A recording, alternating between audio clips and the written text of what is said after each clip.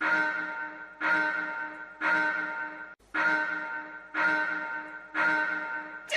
into another edition of Gas. I am Gresh. He is Jason Anik. You were playing everybody and we're winning the game last night. The head coach is fighting people on the sidelines. What do you got for me? I know you're a part of Tight Pants Society. No fucking play is that a gimme, right?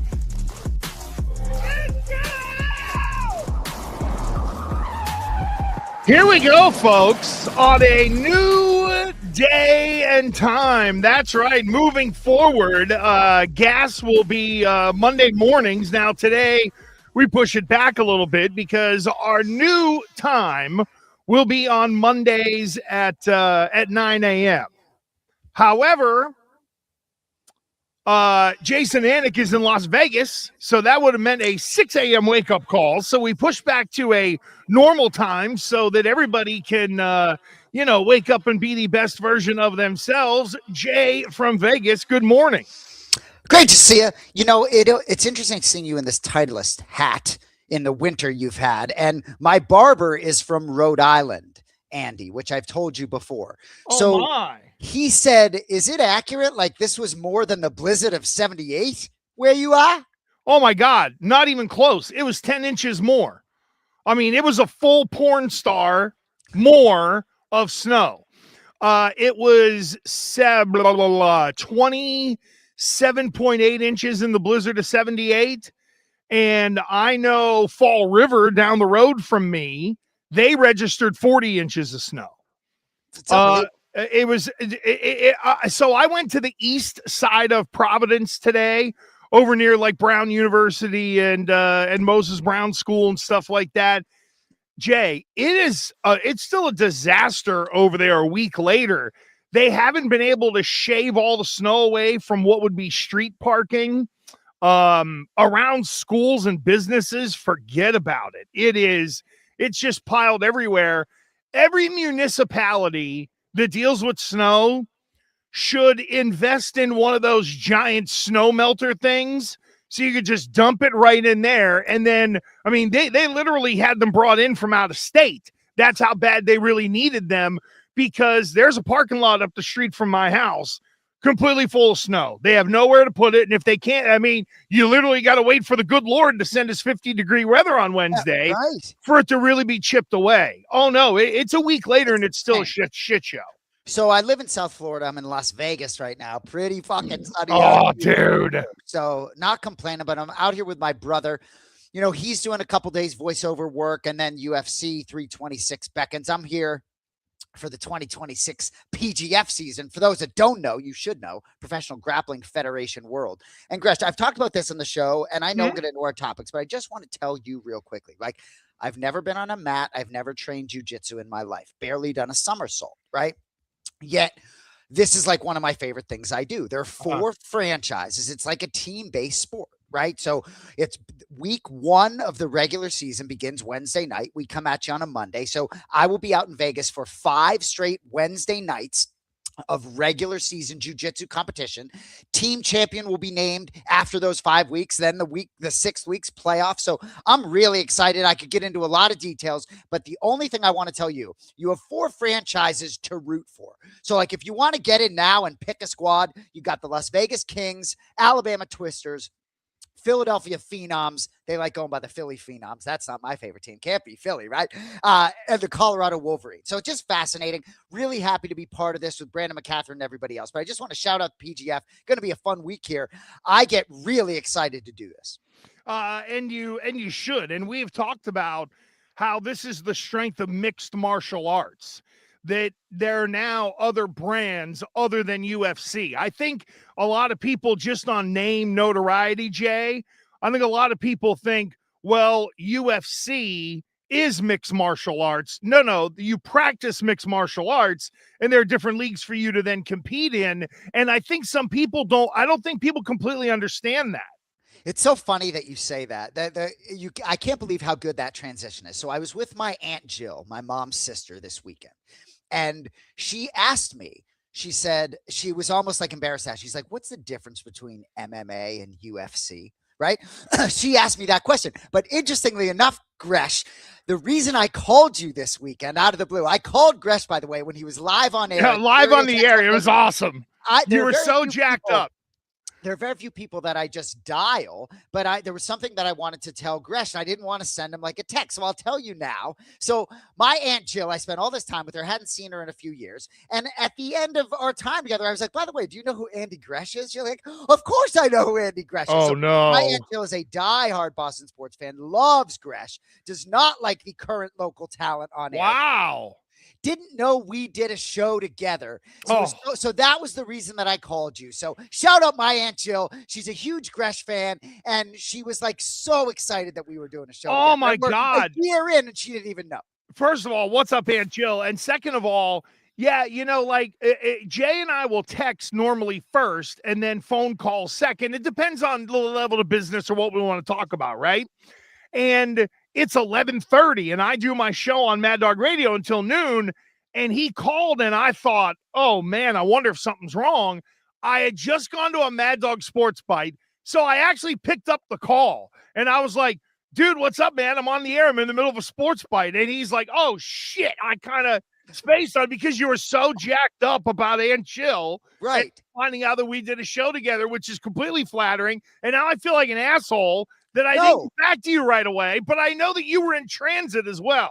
Yeah, and well, ultimately, it's the old school component. We live in this stupid world where, my daughter doesn't have like a home phone to call her buddies. That's what I used to do. In high school, I talked to my girlfriend on our home phones. And you had the big long cord, right? You had the big long extent. Yes. You had the big long cord. Yes. And so I wanted to have an organic moment where I was like, I want to tell Gresh something, so I'm going to pick up the telephone. I'm going to call him. So yes, obviously you're smart enough to, if you're on air, you're not going to have your phone ringing like Ray Longo on the Anik and Florian podcast. But you get my point that it's not. I didn't break any eggs by calling you. Not even close. No, God, no, not even close. I was flattered, and now I'm even more flattered. And I love the leaving your ringer on. Zolak and I fought about that for like a year and a half because he would always forget to turn the ringer off. So you're in Vegas for a couple of days. I am going out Thursday, right, for UFC 326. We're gonna be out there, and I have to say, I think Brandon Moreno, everybody seems to love him. He seems to be a nice guy, but fuck him. He screwed me on 3 parlays by losing to a guy who showed up in the altitude of Mexico City during the week. And first of all, I didn't know N-O or L-O-N-E-R apostrophe. It's not a tilde. E-R. I didn't know that was Lonnie Kavanaugh. I thought his name was Lonerer or something like that. It's like, what the hell? This kid shows up from England, right? During the week, altitude, no big deal. And he goes in and embarrasses Brandon Moreno in his own country. And yes, I'm pissed because I had 3 really juicy parlays that all would have hit had Moreno come through. But I also have to ask, Jay, what the hell was that for Moreno? Well, betting MMA is better to be lucky than good, I'll say. And let me ask you a question. Yeah. Going into that fight, how convicted were you on Moreno, or how much was it just throwing a leg in the parlay? No. I was in on Moreno because I really bought into the altitude being a factor. And the fact that Kavanaugh got thrown in during the week, like I think he fought in Mexico City on Saturday, got there on like Monday or Tuesday or whatever. And I've even heard from the pro athletes, like the NFL guys, like the adjustment in Denver isn't like the adjustment to the altitude in Mexico City. It's very different. And I thought with Moreno's home field advantage, the reason the place was filled was because he was there. The way he looked in his last fight, and this guy, he felt like fresh meat and a dude who was more than horny to jump at the opportunity to try to beat Brandon Moreno, and then turn around and did so. And I just thought it was a really lackluster performance from Moreno. I didn't like his activity. I didn't think there was enough. He got rocked, I think it was, in that second round pretty good that carried over into the third. it felt like Moreno was maybe cashing a check and really underestimated Kavanaugh. I'm hot because he screwed the parlays, but no, Jay, I was in on experience, short week opponent, and the altitude. Fair. And Cody, forgive me, I feel as though it isn't Moreno's first underwhelming performance in Mexico, right? I feel as though maybe he has had another moment like this. But yeah, Gresh, I'd be lying to you if I told you he was heading towards his MMA peak, right? He's had a great career. 32. But either way, right? I think it depends on the athlete, right? I think the MMA prime may be later than 32. Interesting. But Brandon Moreno, I think, is still on the way down the mountain in terms of his MMA prime, if you will. His individual MMA prime. He's achieved a lot. It is what it is. I didn't catch a ton of that card. Sure. But I'll be interested to see who you like this weekend. And I know you and your boys obviously will have some action, but you'll be in the belly of the beast out here to be able to bet it however you want. How is it out there, by the way? It's great. We're staying here, and I guess I probably shouldn't say where John's staying. I don't know how much he likes it. He didn't care. No, it's good, man. It's good. I'm excited to be out here. For me, I came out a little bit early, so John and I can have some time together, hanging out on the front of his week, before it gets a little too hectic for him. Oh, no doubt. Yeah, I already, I know we get there on Thursday. I know it's crazy late. I threw the invite. I was just like, dude, if you got to eat, and we have a car, so we'll literally Hulk Hogan you to the back entrance, you know what I mean, to keep you sequestered. And he knows that that invite is there, but the end of his weeks are pretty crazy. And this is the PGF draft. Is that what we're looking at here, Jay? No, this is just highlights. I think it's, but if you look right, look at the environment, look at the couches and the lights. And by the way, those lights flicker when they throw a penalty flag on the athlete for stalling. Just like the NFL. It really is unbelievable what they've built. But anyway, let's get into the topics, Gresh. We got a green screen for you. By the way, Bone, let's get some black in that screen next week, dog. And congrats to Bone, by the way, who's starting a new gig as well. Good for our guy, Cody Bone Marrow. There we go. Deserved. And by the way, Cody Marrow executed a great new segment today on the Anik and Florian podcast flawlessly as usual. Put it in Cody's hands and just let go. So the Boston Celtics, Andrew, 40-20 without Jason Tatum. Let's start there. I mean, couldn't be more impressed. And, Joe Mazzulla probably can't wait for the opportunity that he gets to potentially infiltrate Tatum back in. I think Friday, March 6th is going to be the night. Feels like it's moving in that direction, don't you think? Yeah. It's going to be the end of the week. And I think, and remember I brought up this whole documentary that JT is doing about his big comeback. It is very NBA superstar like. It's dramatic. Oh, I'm so into my work. Watch me work on this documentary while I talk about the work and show everyone I'm doing the work. It's like, Jesus Christ, dude. But it's the NBA superstar. They're just dramatic in that way. But mixed in all of that was Jason Tatum saying, I ain't coming back to be a role player. So we wondered, what kind of mindset will Jason Tatum have?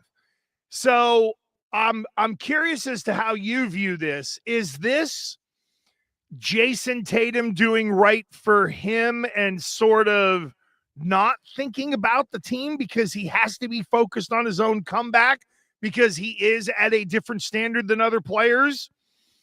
Or is this a guy that is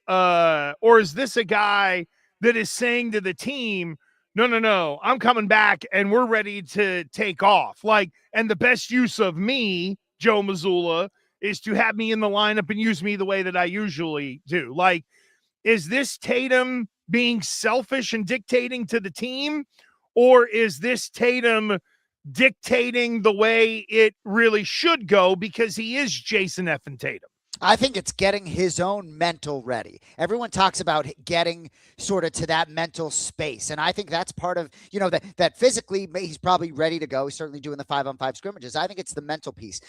I am not worried about the communication of this organization in sort of infiltrating Jason Tatum back into things, however it is, whether it's coming in off the bench early. I think it'll be a communicative discussion, right? It was a 12-member consortium that is or was going to determine when he was going to come back and play. Oh, so I just have great confidence in the ability for Joe Mazzulla and Jason Tatum to communicate with one another, and Brad Stevens, among others, and them to sort of play it by ear and have there be a little spontaneity to it.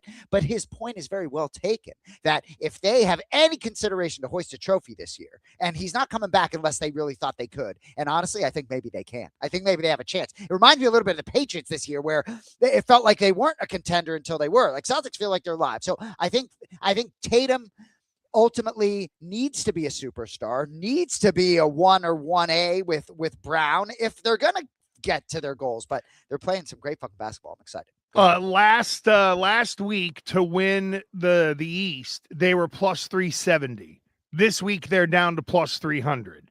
Now, some of that may be the reaction to Cleveland and Fatty Harden banging up his thumb or something like that. But I think people are starting to buy into the Celtics even more. You know, when we talked about it a couple of weeks ago, there was the thought that the, whatever bounce from Tatum was already baked into the number, and you've shaved $70 of value off of that already from going from 370 down to 300. So it will be interesting to see not only how the betting market ends up reacting, but there's not much teams can do in the East. This is now going to be this is better than making a great trade in getting Jason Tatum back, and with this kind of mindset. And tonight is the back end of one of two remaining back-to-backs for the Celtics. I just did this like schedule breakdown.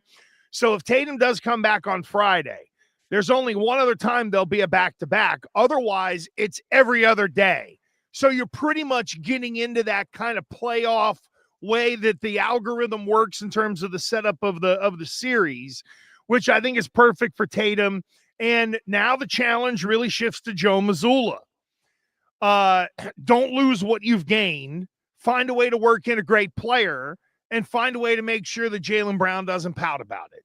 You know, that's also on the other end of this in my mind, because JB has been pretty, upfront this year about how well he's played, and people have given him the recognition. But we know automatically it's going to be, well, JB, you kind of go back to your role, and hopefully he doesn't have a pout about that, or Mazzulla can at least control it. I would never use the word pout and Jaylen Brown in the same sentence, and you did it twice. I think ultimately it's going to be pretty natural, Gresh, right? Like, it's not as if Jason Tatum is losing sleep over the fact that Jaylen Brown was the NBA Finals MVP. And what a unique situation if I'm Jason Tatum that I have JB there to sort of drive the bus when I come back. And B, is Jaylen Brown a top 10 NBA player? Fuck yeah, he's an MVP candidate, right? So for Jason Tatum to have that top 10 NBA player, I just don't think there's much animosity here. The goal is the same for these guys, and they have a beautiful ring at home, both of them. I think it's much ado about nothing. I think it's all positive. I think I'm mostly concerned about his health and in their sort of ability to sort of take some punches, if you will, if they don't play quite as well as they're playing right now. Jaylen Brown is being interviewed talking about how so many individuals are playing really well right now. And in order to infiltrate Tatum back in, there may be a little rust. He may have to get out there. But, Cody puts this up on the board. I think it's Kalshi talking about the Eastern Conference champion. Cody, I know you're bullish on the Celtics. You want to tie the Celtics to everything to win the East. Detroit, to me, is still the team to beat in the East, Gresh. Period. I disagree with that wholeheartedly. I think it's either Boston or New York. Detroit, too young. I know OKC did it, but that roster is very different. And is Cade Cunningham, and let me ask you this. You just said Jaylen Brown's a top 10 player in the NBA. Is Cade Cunningham better than Jaylen Brown? No, not for my money, given what Jaylen Brown's accomplished. But no, but that's my hang up, though. Their best player is viewed below our second best guy. And I know that it's about the team, but I look at the Celtics roster with Tatum back, and then I look at the Detroit roster, and their best player isn't even as good as our second guy. That's why I really feel like it's the Celtics in New York above Detroit, even though Detroit has the great record and they've done a really good job of taking that leap from being a 7 seed last year in the play-in to now being one of the top teams. But honestly, I want the Celtics to play Detroit in the second round of the playoffs. I think they are ripe to be picked because I don't like their depth. Well, let's put it this way. Compared to the Celtics, I don't think they're as deep. I don't think they're as talented, and they don't have that experience. So bring me all of Detroit, baby.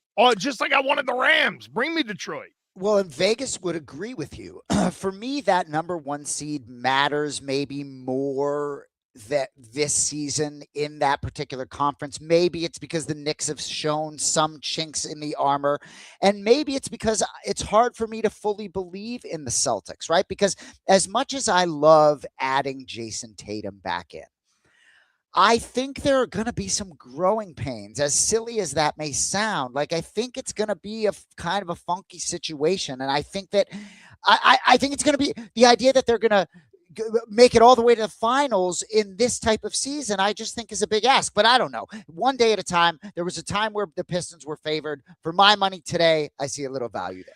Hey, Jay, real quick. What do you think with Tatum back? What's the best 5 they can put on the floor? Like D White, we already know there's 3. It's D White, it's Brown, and it's Tatum. And then it's who's the other 2, right? So you can mix and match Hugo Gonzalez and Peyton Pritchard. I love that Hugo Gonzalez was the first name out of your mouth. That warms my heart. That guy should get some minutes with Tatum and Brown. Absolutely, right? In the right setup where Tatum can play the 4, not the 3. I want to see White, Brown, Hugo, and Tatum out there at the same time with Vucevic. Did Hugo have a birthday? He's 20 now? Happy birthday, Hugo. I wonder when his 20th birthday was. So I'm with you. It's fascinating. I mean, obviously, if you're asking me to sort of pick a 5, there it is. Happy birthday, kid. It's hard not to put Pritchard in there. Everyone's talking about Vucevic playing with Tatum. Fascinating to see that. As we go through this episode, I'm really starting to think, Celtics really going to emerge to be that team you don't want to face in the postseason. Yeah. The Knicks, I have a biased hatred toward New York and dislike for the New York Knicks. So I have maybe a biased fear of the Knicks, right? Maybe it's irrational and not based on the probabilities. But the Knicks, if I'm looking at what my eyes tell me, they don't scare me as much as they did sort of at the outset of the season when I thought they were sort of the class of the East. Yeah, I would agree with you. And look, in New York, they brought in Mike Brown, thinking that he was going to be the coach to get them over the top. Really what it was is Mike Brown is charged with just trying to do something that Tom Thibodeau couldn't do. But I don't know how much more blood there is to squeeze out of that Knicks rock. Interesting. Good point. Is Mike Brown what? I just don't know what Mike Brown can do differently with Brunson, Hart, Bridges, OG, and Anthony Towns. And offensively, I don't mean to interrupt you, but offensively early on, they were moving the ball a lot better. Like a lot of Knicks fans, like, wow, this is so much better than Tom Thibodeau. But then the league corrects and they adjust. And, I think they're going to have some challenges defensively with Jalen Brunson being out there, period. Yeah, no, I would agree with you. And that's where having Pritchard out there doesn't hurt you as much, because there are some, weak animals on that Knicks defense, let's say, or people that you can pick on. So that's where maybe having Pritchard in the starting lineup in that series versus coming off the bench might at least be something to consider. But when I look at the East, I really do believe it's just down to Cleveland, Boston, Detroit, and the Knicks. And I put Detroit 4th. I would put Cleveland 3rd. I think it's Boston and the Knicks. And you know what it is, Jay? They're both gritty and they're both tough. If you're telling me that, say, the Knicks are going to play Cleveland and we're going to get Detroit, I'm obviously going Boston and the Knicks because I think that toughness and experience really matters. Like, Cleveland went and got a player who is one of the greatest losers on the planet when it comes to NBA basketball. And that James Harden's going to be the one to get him over the hump. I hear you. And I think those are some outstanding points about the grittiness and toughness of those two teams and those two cities. Really interesting. All right, let's move on to the baseball. Red Sox report. Where to begin? I guess I'll just start with one place here is that, Alex Bregman was not healthy all of last year. And while I love him and loved him being on the Red Sox, I like the fact that we're just sort of moving on in a way, right? And not so ultimately it gives us the chance to focus on a guy like Jarren Duran, right, who's been an absolute tear, and focus on Ranger Suarez, who to me has that sort of juice that this team needs. So I know that it's a roller coaster. You're going to do your wee thing, but I really, it's hard for me not to get excited every spring when Alex Cora is leading this team. And I think they're better this spring than they were at the beginning of last spring, despite not having Alex Bregman. Well, not having a real middle of the order bat is my hang up on this team. It's hard to not love their pitching. I mean, it feels like, at least to start the year from a pitching standpoint, it's high quality in the rotation. It's high quality in the bullpen. And you have a guy in Alex Cora who knows how to manage a bullpen. That's one where I definitely give Cora credit, because he doesn't Dusty Baker a bullpen by, game 135 and they got nothing left. And that's where having a good pitching plan and a good manager is really worth their weight in gold. I just want, are they going to become the St. Louis Cardinals in 1986? We're going to hit a single and then we're going to steal a base and then we're going to hope for a pass ball and then there's a sac fly and that's how they're going to score runs this year. I'm bullish on the young players, but to think that like Roman Anthony is going to turn into Manny Ramirez just because the Red Sox gave him a contract, he ain't ready to make that leap yet. I'm sure he can put together a nice year, but when Manny Ramirez came here, he was hitting 45 bombs with 135 RBI. If Roman Anthony has 135 RBIs, I'll suck my own toe on this show. All right. Because I see the way you're looking at me with I get it. People are bullish on Roman Anthony, but if you got 25 bombs and 90 ribbies, that's a hell of a year from the kid. I can't have many expectations for someone like that. And I think the young guys will come along. I just don't know if any of them are all of a sudden going to, Drake May it and be number 2 in the MVP race. Fair, and that's all good stuff, right? And I think ultimately it's fun as a baseball fan at this time of year because you all got a shot, right? So There's a couple things about Duran, right? Hitting .583 with 3 bombs, 5 RBIs in his Grapefruit League games, right? That's 5 games, but went deep in back-to-back games against Atlanta, Minnesota, including 2 homers, February 28th, that both exceeded 400 feet. Maybe there's power there, but Alex Cora has noted an adjustment to shorter, more direct swing, allowing him to punish left-handing pitching, which was a major weakness from last season. We'll see what happens. It's interesting. I've had some conversations with Brandon McCatherine, who's the head of the Professional Grappling Federation, about being a teacher versus being a coach, right? And he has much more appetite as a jiu-jitsu teacher these days than as a coach, right? And I think we've talked about Mike Vrabel being a teacher and a coach. Mm-hmm. Alex Cora, a teacher and a coach. I think there's some good stuff there. And also these guys, Vrabel and Cora being able to have the personal side, be a player's coach, but not be a player's coach simultaneously, right? And so Ranger Suarez, this is my optimism for you, right? Like, oftentimes the Red Sox really over the last couple decades have felt like a really good place for multicultural. It's like a diverse clubhouse, right? For Hispanic players, right? There's no question he wanted to be here. He talked about wanting to come here because they've won 4 championships the last 20 years. So anyway, I'm just bullish. Ranger Suarez, I think Duran's going to have a good year. And I think if they get out of the gate hot, they could potentially be a little bit of a surprise this year. There's my roller coaster. I think I think the best case scenario is that everybody has what would be considered a very good year in the lineup.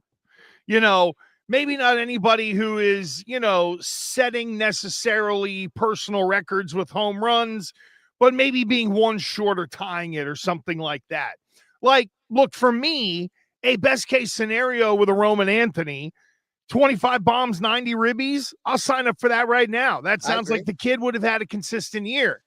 But, like, where do other people fit in terms of their growth?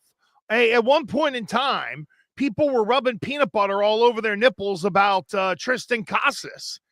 Now, I guess we just forgot about that guy because other people came along and, they got signed to contract. Like, is that guy still a factor now? Could is be. That I know not your favorite guy. No, but is that a guy who can, hang around and maybe hit you 20 home runs or something like that? It's like found money. So who are going to be those guys? Here's my other question too, Jay. And this is where on the lineup, I'm not giving them the benefit of the doubt. On this, I will give the benefit of the doubt to Alex Cora in that, is this team going to field it the way they need to behind this pitching staff? If your margins are going to be razor thin in terms of scoring runs, you better pick it, you better make the tough plays, and you better not stress out your pitchers by dicking around in the field, which has been a problem in the past. I'll give them the benefit of the doubt that won't be a problem. But after 40 games, we reserve our right to kind of reevaluate. And I hope that part of the game doesn't become a big part of the Red Sox narrative early on, because then you're really stretching your pitching staff and you're putting undue pressure on the roster that Lord knows they don't need right now in terms of scoring runs. Great point. So well taken. And I think that's what, again, comes back to the manager, right? I think that Cora is able to strike this balance where the guys have some juice, that if they get out to a 1-4 start, they're still going to believe, they're still going to be buying in. And I think your point's so well taken. If you execute the fundamentals, I do think the talent on this team could potentially rise a little bit and they could make it interesting. I don't really envision this team having some horrible season.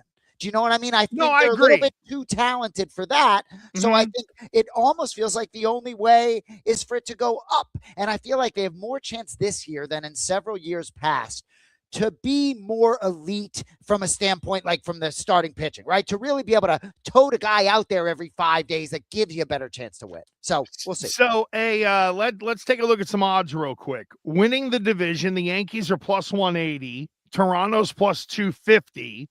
And the Red Sox are plus 320.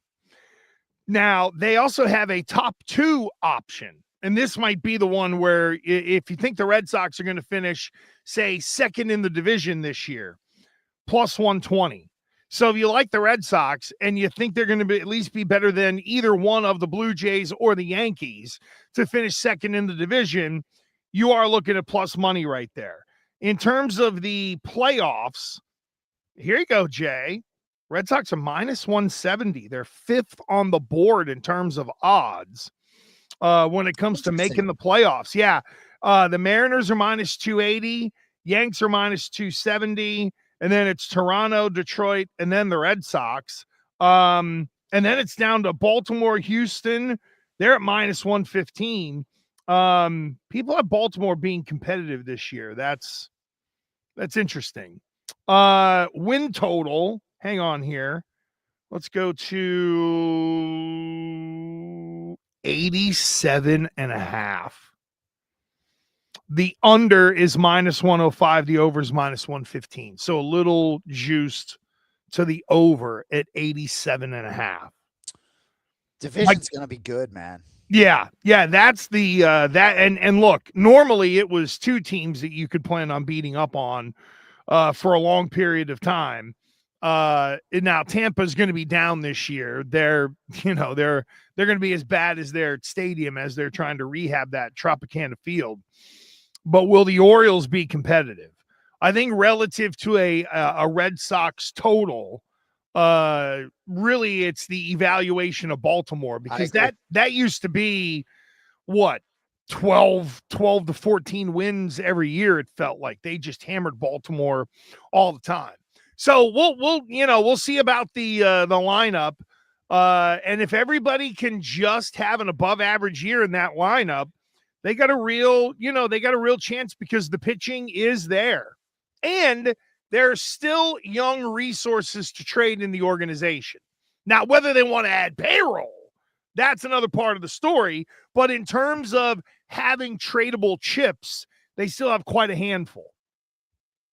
Cody just put up Roman Anthony to have over 90 RBIs, plus 350. I like that. Over 80 plus 175. Those are good bets there, Bone Marrow. Good stuff there. All right, let's move on to the Patriots. You know, I want to start here.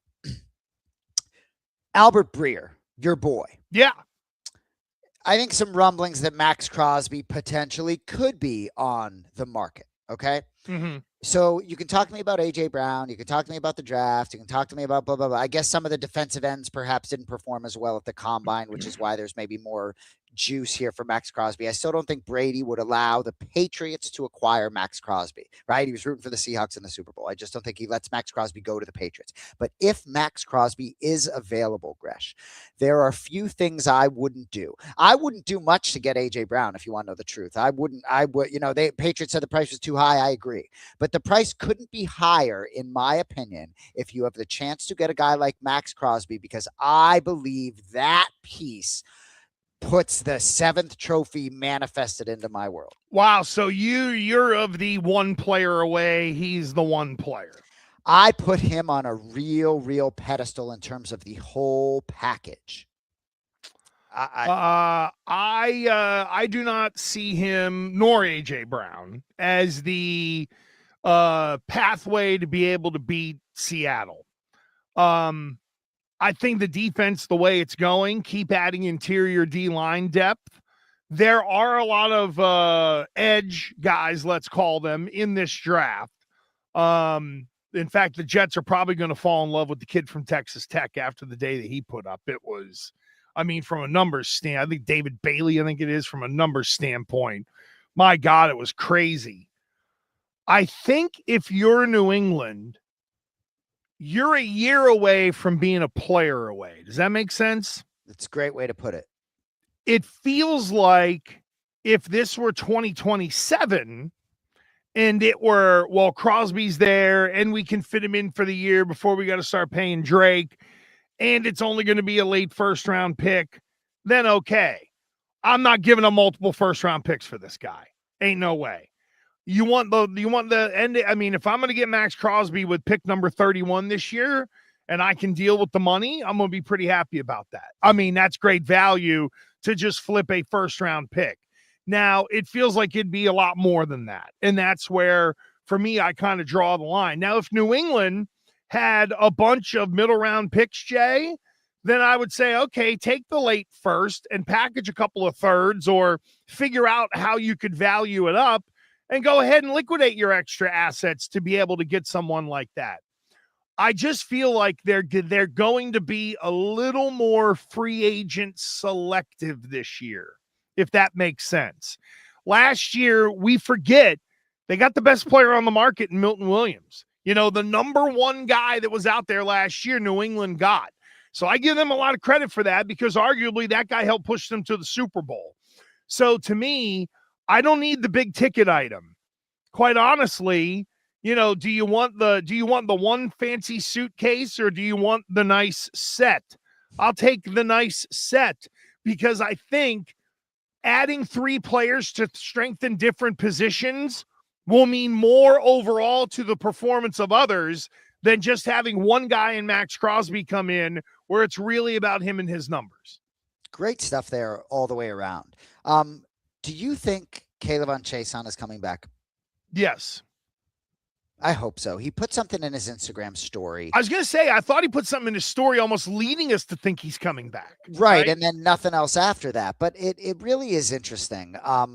Because I'm trying to think, the linebacker for the Eagles that signed a very short-term deal, and then he was the name is escaping me, but then he just signed a long-term deal after winning the Super Bowl. Chaisson just feels like such a good fit here, and I know there's going to be some interest on the market, so I was surprised to see that he sort of, I think, was on back or something like that. So I hope maybe that something worked out there because I like that piece a lot. It sounds like you do too. Zach Bond, that's a guy, Cody, I believe. Yeah, I know. I like Chaisson. That's a guy who I think you want back in the building. And the other thing too, with a guy like Chaisson, yeah, there'll be people that are interested, but it's not going to be ridiculous. I don't think he is going to cost an insane amount of money. And let's remember, Mike Vrabel favorite Harold Landry is on the other side of Chaisson. So when we start to think about Crosby or this guy or that guy, That's why I say maybe focus on the interior. And Jay, this is a pretty good defensive tackle draft. There were a lot of large people who could move pretty quickly, and some different body types, like guys who are 6'3". There was one dude who was testing, I think he was 6'3", 290, and they were talking about him playing over a guard. But at 6'3", 290, that's small for a defensive lineman. Like, you think of Milton Williams, and he looks like he's in shape at about 320 pounds. You know, you're putting a 285-pound guy in there. It's like, he better be Aaron Donald, you know. Like, that was Aaron Donald's size, 6'3", 285. Yeah. He's beat the hell out of people. So Cody has a quote here from Jason, quote, "Call the guys and tell them I'm trying to come back. Tell them don't play. Tell them I'm trying to be here." Yeah, there's also an underlying in that. Tell them to throw me some cash too, right? And there's certainly components, but I trust the Patriots brass to sort of handle things. I'm excited to see where they go. I really think it's very, very difficult in this league to sort of achieve great things and put yourself in a position to win football games. But I also think that while the Patriots were very fortunate in terms of certain things this season, there was other things that did go a little bit against them, right? Milton Williams and Will Campbell both got banged up. I know Milton Williams really did seem fully healthy by the end, but Will Campbell and Drake May both banged up toward the end of the year. Maybe they'll be healthy, but I just think the offensive line needs to look a lot different as next season begins. Yeah, I would, it'll be interesting to see where they think they can upgrade this team kind of along both lines of scrimmage. And how do they view tight end? No one's talking about tight end because Hunter Henry has done a nice job. But boy, oh boy, it'd be really nice to have another Hunter Henry type. And I don't want Isaiah Likely. Well, I want somebody who can also put their hand on the ground and, you know, doesn't fucking have to stand in the slot or be in motion all the time. Like, can I run a true zero set where the defense has to decide how am I gonna deal with a team that realistically can run the ball to either side because I don't have a tight end who's just titty bumping out there. You know what I mean? Yeah.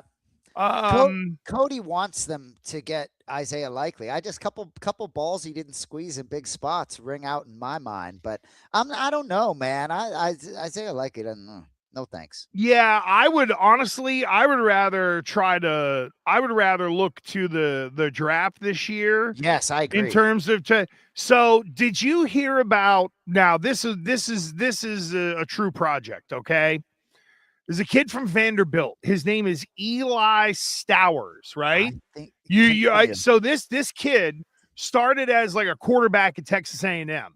And what happens to fat quarterbacks? They turn him into tight ends. So my old coach, Terry Lynch, who I love and recruited me, he was a fat quarterback, became a tight end. But this kid Stowers, 6'4", 240, had an insane vert, ran a crazy 40, and tested like off the charts. Jay, when you look at him, you know how there's some athletes you look at and you say, oh boy, wait till they get their body right. Look at Jason Tatum when he first came into the league and look at him now. He's put a lot of work into his body. When Eli Stowers does that, you might have a Gronk type player. This guy is like, he's a moose. Played at Vanderbilt, so he's not stupid, you know, because I mean, even though you don't have to go to class no more at Vanderbilt, I think that might make you go to some. And in the meaty part of the draft, like say pick 70 to 110, there's going to be a lot of tight ends. Look at this. So that's a white dude with a 45.5 vert. I think it's better than almost everybody in the NBA draft combine last year. Like this kid, where he's projected? He is a mid to late second round pick. Now, again, look at broad jump, 11.3. Get the F out of here. So, Gresh, do you think they would consider end of round one? Oh, no. I don't think they move him up end of round one. You know why, Jay? Because you could, if that is like the target, you could probably get in middle of the second, slide back with your one and get you some extra picks instead of overdrafting him, slide back to be able to get him.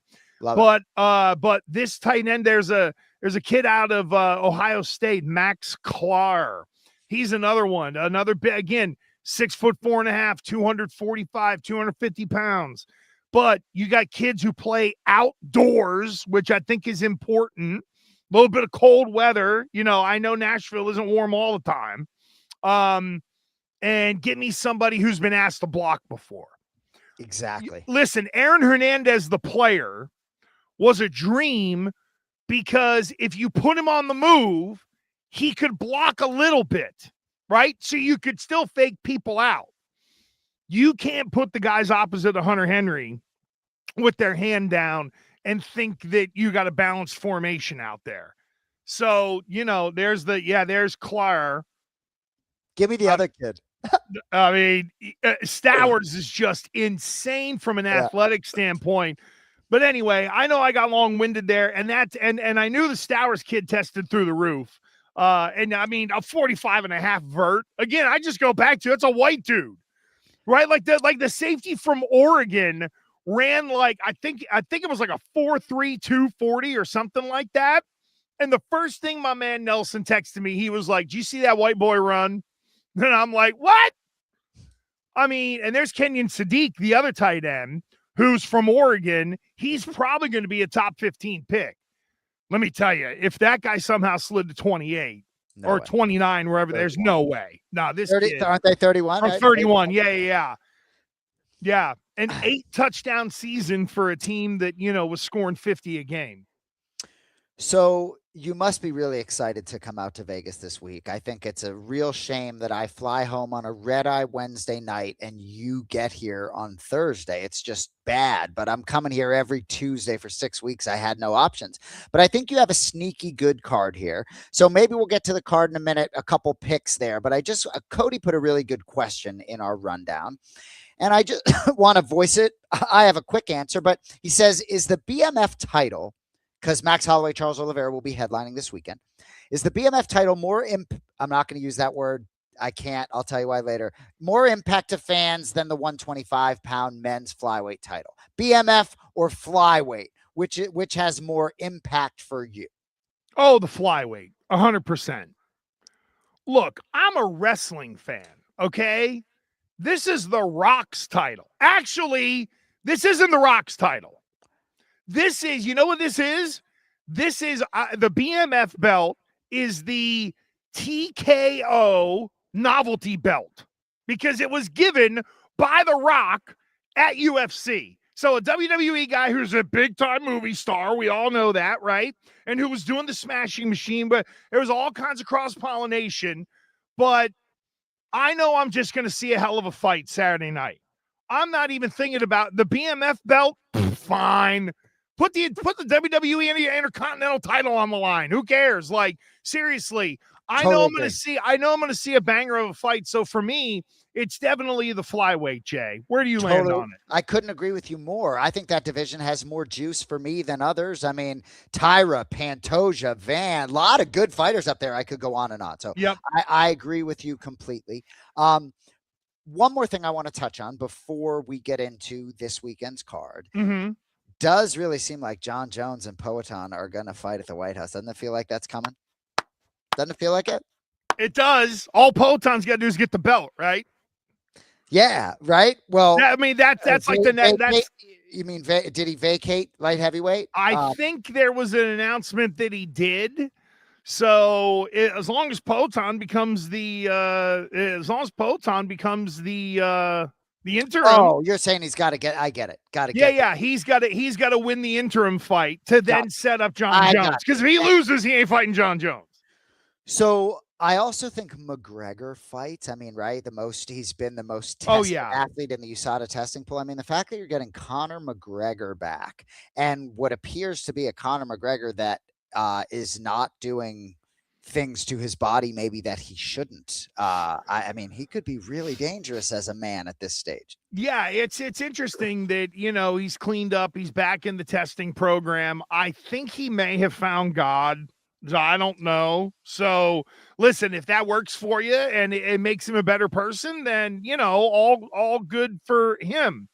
But when I heard the number, Jay, that the spear was a $20 million layout for UFC, and apparently the White House is a $60 million layout. I'm going to assume there might have been a fighter salary or two baked into that $60 million. Like if you're doing your cost for that event, I don't know what McGregor's getting. I could guess. I mean, he's probably getting 9 figures. He might get 10 mil to show up for that because it's got everybody talking about it. And here's the thing. If nothing else on that card materializes, you at least have the return of Conor McGregor at the White House. So you're still taking care of all your network partners in the White House and Trump and all that stuff. But I hope we get a card for the White House that is, along the lines of UFC 300. I expect them to really roll it out. Like this UFC 326 card, Jay, there may not be the big time main event for a real title, but the 5 fights on the main card are, they are great fights. And bro, I think there's some opportunities to make money on this card. Are you thinking Rainier de Ritter like me or no? So it's so interesting, right? I didn't listen fully to the Anik and Florian podcast. So Cody, feel free to chime in here because I didn't hear what some of those guys picked, but I wanted to just give you one play that I found interesting. So Matty Betts, I don't know if you're familiar with him. I am. On X, right? So he came on today because they're doing this new card breaking segment on the Anik and Florian podcast, and he gave out Drew Dober plus 130 against Michael Johnson, right? You see it here as plus 102. And I think it's really interesting. And I'm just curious if you have any lean on that fight or it's a coin flip layoff for you, because I believe Kenny Florian and Ian Parker handicapping that fight at the end of the show were on Johnson, but I kind of liked where Betts was going with Dober. Your thoughts on that one? Yeah, I'm on the Michael Johnson side because I just think with Drew Dober, it takes one shot and that's it. And he crumbles and falls apart, in my opinion. You know what? My wife loves him though. Thinks he's like the most handsome guy on the roster. It's really crazy. So whenever there's a Drew Dober fight, she's always interested. But no, that's why you guys going to Vegas so your wife could see. Yeah, that's it. Exactly. It's no, I'm Michael Johnson as a skinny favorite there. And interesting. Cody, with a quick interjection, Cody apparently thinks Carlos Ulberg is hot. So we'll get that out there. Yeah. Interesting. He said, I think both Kenny and Ian like the MJ. And then Gregory Rodriguez and Bruno Ferreira. I love Gregory Rodriguez. He's so I just love watching him fight. That guy is unique. He looks like he's like 65 years old. So let's move back to that co-main event. Rainier de Ritter plus what's the line there? 230. I saw plus 230. Thank you, Cody. Plus 235. I think that's a big number. Yeah. What are your? I like Rainier de Ritter in this fight. I do. And especially at that price, it feels like a steal. He felt as though he was competing too regularly. I think you're going to get a really primed Rainier de Ritter, and I think he can perhaps handle what's coming back at him. And I just think it's a good number there. The main event doesn't interest me much from a gambling standpoint, if I'm being honest with you. Yeah. Charles Oliveira is become a bit of a wild card for me.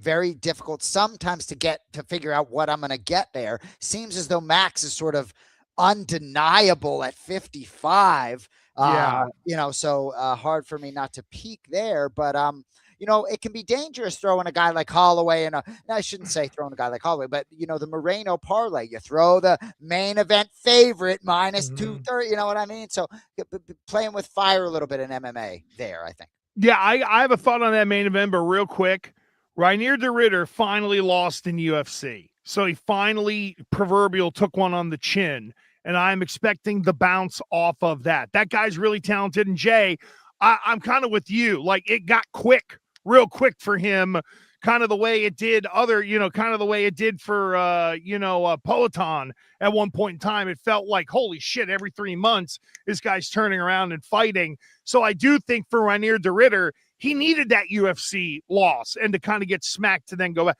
Now back to the main event. I want to go Oliveira, in part because I think he is, and listen, I don't want to make it sound like I'm shitting on Max Holloway because I'm not. That guy, he's a UFC first ballot Hall of Famer. Everybody respects Max Holloway. I just think Charles Oliveira is the more well-rounded fighter. Both of these guys have high level experience, and if Charles Oliveira is going to stand there and throw at Max Holloway, he's going to get beat. If Oliveira has a complete fight where he's using his legs and he's using everything, that's where I think Oliveira beats Max Holloway. But if it's going to be, hey, come to the middle and let's fight, nope, that's bad. And I don't think Oliveira will get sucked into that the way Gaethje did at the end of their fight with Holloway, and his fight with Holloway. Good analysis there. I agree with it. And I hope you have a great time out there. It should be a great card. I want to do one thing before we get out of here. So every year, John, for his bosses, a couple of his producers, let's make Gresh pick a PGF team. That's great, Cody. And you know what? Cody had a quarterback carousel that we might need to just do too. But real quick, all right, you got to give me one team, Gresh. PGF season, 2026 PGF season. Vegas Kings, Alabama Twisters, Philadelphia Phenoms, Colorado Wolverines. Thank you, Cody. I'm going to go with Colorado. Oh, so I'll quickly tell you. The owner of the Colorado Wolverines, David Seagraves, he was in our broadcast booth. He was the stats guy and purchased this Colorado Wolverines team. His son, CJ, is the general manager. So I love that you picked that team.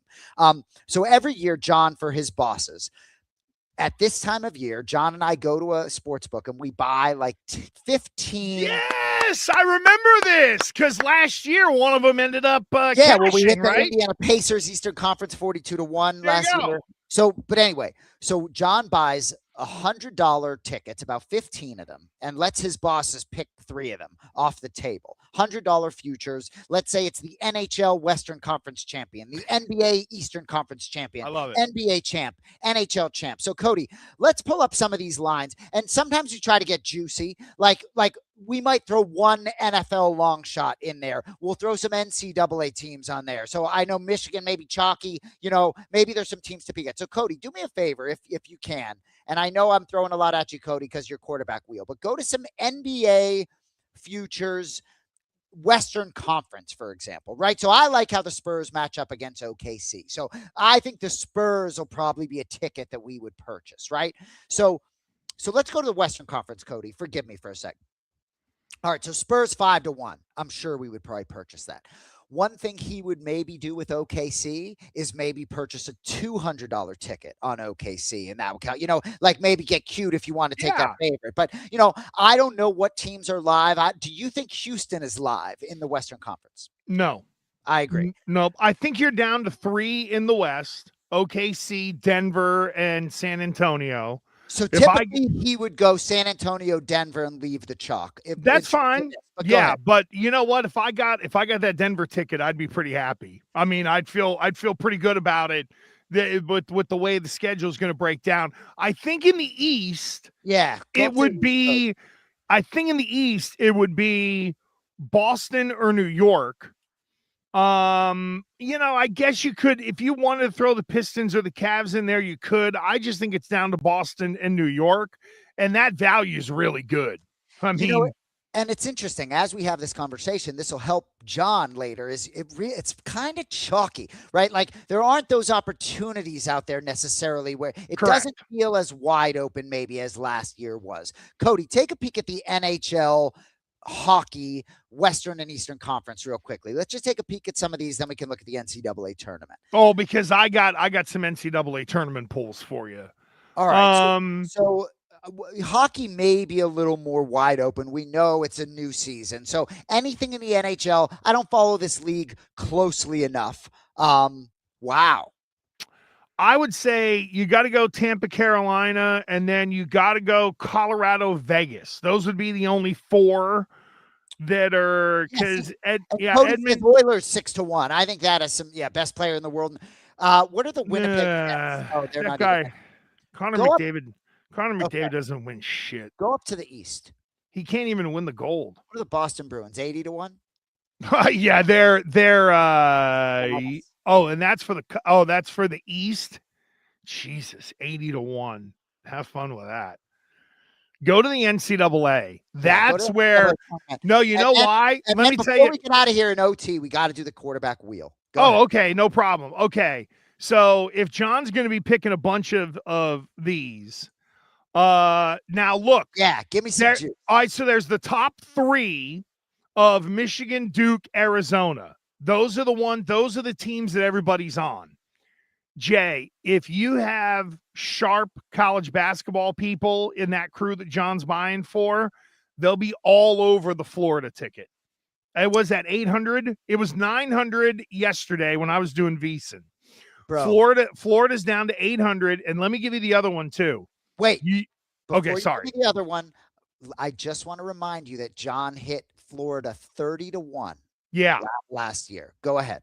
So I think he could buy Michigan, Duke, Arizona, because those odds are still worth it. I agree with that. Florida, and again, a lot like Denver, if you gave me a UConn ticket at plus 1,600, they're probably now going to be that's a number 1 seed with a coach that's an asshole.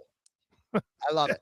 No, I think that's great. And for this exercise, if I'm one of these producers picking these tickets, you want to have action right away. So there's good value to your point. I think we go maybe 5 or 6 NCAA tickets out of the 15. If you're going to add another one, do Houston. So Michigan, Duke, Arizona, Florida, Houston, UConn. If someone is smart, they're on Florida or UConn, in my opinion. UConn at plus 1,600. That's a number 1 seed that is 16-1. Yep. That just screams value. All right. Cody had this quarterback wheel prepared for us. We don't have to go crazy. The one player that I know that we do not agree on necessarily as we move to NFL free agency is former Green Bay Packers backup quarterback Malik Willis. So, Cody, we'll give you a minute here. So, Cody, feel free to get your microphone hot. What are we envisioning here? How's this thing work? This is great. Click to spin. So we're going to spin the wheel, and you guys are going to decide where these guys are going to end up, where they should end up, and where they will end up. Jesus. Oh, my God. Spin that wheel, please. Oh, I like this. This is high-level shit. Well, and I'm ill-prepared. Oh, we got it. Aaron Rodgers. I love it. Aaron Rodgers either goes back to the Steelers or he goes home to fornicate with his clandestine wife. So if you were to tell me that Mike McCarthy and Aaron Rodgers are hoisting the Lombardi Trophy in Pittsburgh next year, right? Like if I'm a Steelers fan in 2026 is McCarthy Rodgers, is there a vomit bag close by? I like Rodgers. I just feel as though, unfortunately, even though it seems like Pittsburgh or nowhere, if I really thought about it, I'd rather see him go somewhere else, and I'm not sure that place exists. Yeah, I think for Aaron Rodgers and for the Pittsburgh Steelers, by the way, their best chance of playing and or having a chance to be successful next year is in Pittsburgh. If Pittsburgh doesn't have Aaron Rodgers, I mean, who are they going to go with? You know, the Will Howard, who they drafted in the 6th round from Ohio State. I mean, Mason Rudolph. Yeah, go with Will Howard and maybe tank. And but Mike McCarthy, I mean, comedy. I would not want to be a Steelers fan. All right, next. And we'll do 3 more of these, and if we don't get Malik Willis, we'll do him. And we're getting him. Oh. So, Gresh, Dan Orlovsky, a couple months ago, during the regular season, pushed out a tweet, and I think that's when you and I first disagreed, talking about Malik Willis getting, $50-60 million in the offseason, right? I would think Orlovsky stands by his statement. I couldn't agree more. I think 27 years old. I loved what I saw from him as a backup in limited work, I understand, but really good things, right? And in his limited work in Tennessee, right, he was under Vrabel. Vrabel was part of the sort of group that drafted him. I just feel as though the situation could not have been worse in Tennessee, could not have been better in Green Bay. And if I were one of these teams, knowing how difficult it is to hit a home run from the quarterback position, I would look so hard at him. I'd be willing to throw him a bag. I've heard some, rumblings about the Dolphins, perhaps. I don't know. Is that where you think is a likely destination? Because of Halfley, and they'll be able to funny money Willis's contract as they mess around with Tua. And by the way, you like Willis? Oh my God. Because he's another one of these guys who got out of a bad situation and went to one that he's not going to find anywhere else. Stability, offensive-minded coach, a lot of good things, that not a lot of pressure on him. And let me give you this food for thought, okay? And I said this to a longtime NFL executive over the weekend, and he went, I didn't think of that. When's the last time, other than when they wanted to get rid of Brett Favre, who ultimately, they did with what they did? When's the last time the Green Bay Packers let a good quarterback go in free agency versus taking that back up and trading that guy? I know it's going back to Ron Wolf, but if you look at them organizationally, they have to do things differently because they don't have an owner.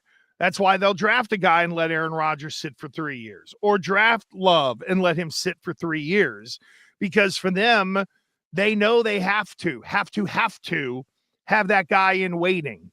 Now, they think they got their guy in Jordan Love, and that's fine. But if Malik Willis was that good and people were going to be that horny for him, I think they would have been able to maximize the asset, because that's what they do in Green Bay. And I looked this up the other day. Hasselbeck, Brunell, remember Aaron Brooks? Right? That guy went to New Orleans, big, long, rangy Aaron Brooks. That was the guy that got traded from Green Bay. They always maximize their assets when they can, because they have to manage their assets differently. And yeah, you could say, hey, this guy would have been going to free agency, but if you were down to 2 and the rent was due and you just needed a QB to get you through, he could have been that guy maybe for a middle round pick. And they either didn't want to move him or nobody wanted him, and someone's going to overpay for him because he just happens to be the best quarterback available that someone is going to overpay. But he's coming from an organization that normally doesn't let those guys walk. Well, and if a guy like Kirk Cousins can be on your roster and demand a certain amount of money, I would take a $30 million flyer on a guy like Malik Willis. I don't think it's outrageous that he could have success other places, but I think your points are very well taken about Green Bay. And this situation just might have been a situation where they really weren't in a position to do that much with the asset, given all the circumstances. But I think we can end it there in terms of the quarterback. We'll do this wheel again next week, but I wanted to touch on Malik Willis because I just believe in this kid in a way I haven't believed in similar quarterbacks in that situation in a long, long time. And whether I'm going to be right or wrong, but if I were a fan of the Steelers, for example, right, I would want them to go super aggressively after Malik Willis. We in New England should be rooting for teams New England plays to sign Malik Willis. Couldn't disagree more. And we'll revisit that during the season. What's the rest of the day look like there, Waldo? Might meet up with my guy Tony Farmer, collect some cash from a Survivor contest, perhaps. I don't know. Look at you. Did you bring a duffel bag to haul it home? I didn't. The government prevented it from being enough for a duffel bag. No, I don't know exactly what the day has in hold. John's tied up for a few hours. I'm taking John to dinner tonight, I think. What? Which very rarely happens. Wow, the food court. Boy, I'll tell you, the food court at Ellis Island better look out, baby. It's hilarious. But no, I'm excited to be out here. What I will say is I've done a much better job my last couple times out here of being disciplined in the casino, right? Because, you got a couple hours to kill and there's a casino downstairs. So I try to gravitate toward the sports book rather than tables and slots because the sports book tends to clear up a little bit out in Vegas. You know, you sit on your phone back home dicking around, but when you're out here and you just go place cash bets, sometimes it can crystallize. So we'll see. Since I know where you are, I do believe you will find good value at the tables for Pie Gal. And if you just took $200, you will play for 2 hours. You may not win it. You may not win a ton, but if you just, maintain to the minimums and stay disciplined and just consistent, you'd be fine. You would not blow a bankroll. And I know when I go to play Pie Gal, I go with a couple $100, and normally I'm there for, a couple hours. Now, I also love Pie Gal. Yes. Well, hey, it sounds appealing. $200 to play for a couple hours would be worth my time. Yeah, there you go. You'll be good, buddy. All right, there you go. Cody, Bone Marrow, congratulations on the new gig. We'll be locked in on Mondays at 9 a.m. That's right. Yes. So after every weekend, instead of getting the normal horse shit that you're used to getting, you can come to us here on Gas, and we'll give you our version of horse shit. It's at least different than other people's and definitely better. For Vegas J, I am Gresh. We are out of here. Great job, Cody. We'll see you next Monday, 9 a.m.